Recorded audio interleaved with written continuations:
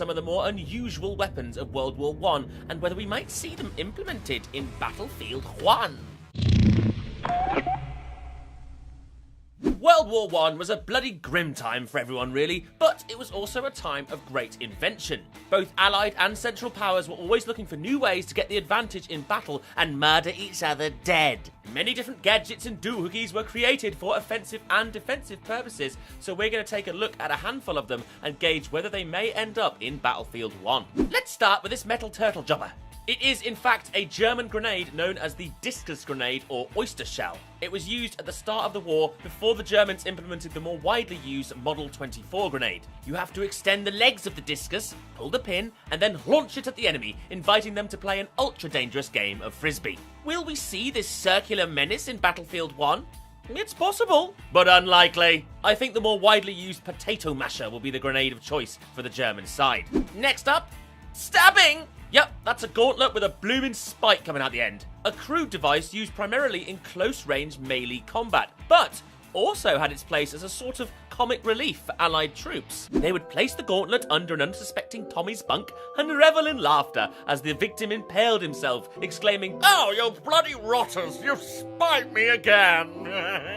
Okay, I made that up. Will we see Spiky McStabhand in BF1?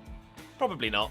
Poor Spiky. Moving on, the Trench Staff. We all know from the trailer that we can expect to see some hot clubbing action from the likes of the German Trench Club and the British Trench Club, affectionately known as the Knobkerry. But have a look at this bastard. A trench staff of French design, it was used as a walking stick to help navigate difficult trenches, but also doubled up as a rather vicious-looking head basher. Will the trench staff be something we see in BF1?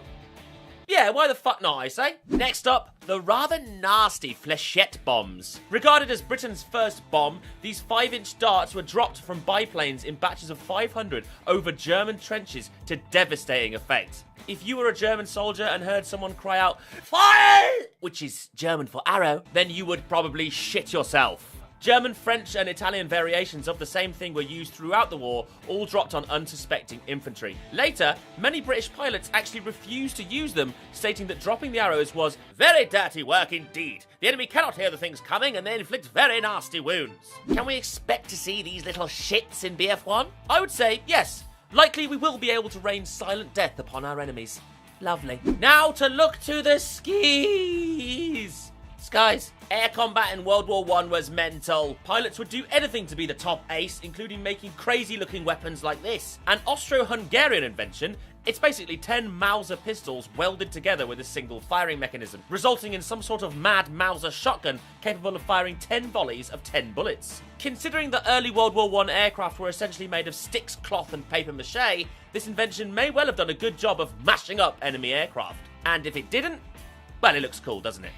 And for that reason, it should be in BF1. To finish up, we've just got time to look at these 3 totally mad inventions of World War I. In at number 3, we have this thing. It's a bloke reading the Sunday paper in a crap-looking tree he's constructed out of various detritus strewn across the battlefield. These fake trees were created in the dead of night, under cover of darkness, and used to house snipers to catch the enemies unaware. I mean, you're not fooling anyone, Johnny.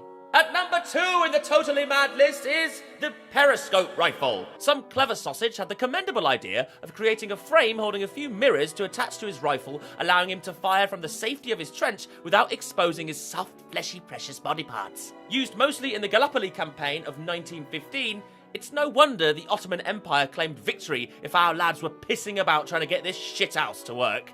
And at number 1 on the list is, of course, the German spy pigeon. It's literally a pigeon with a time delay camera strapped to its chest, sent out to scout enemy positions. A novel idea, but one which didn't really take off. It was discovered that on return, the pictures the pigeons took were in fact just of other pigeons, their own shit, and beef! That is that for this video, my internet-dwelling battle friends. We won't have long to wait to see if any of these unusual weapons will make it into BF1, as EA Play is just around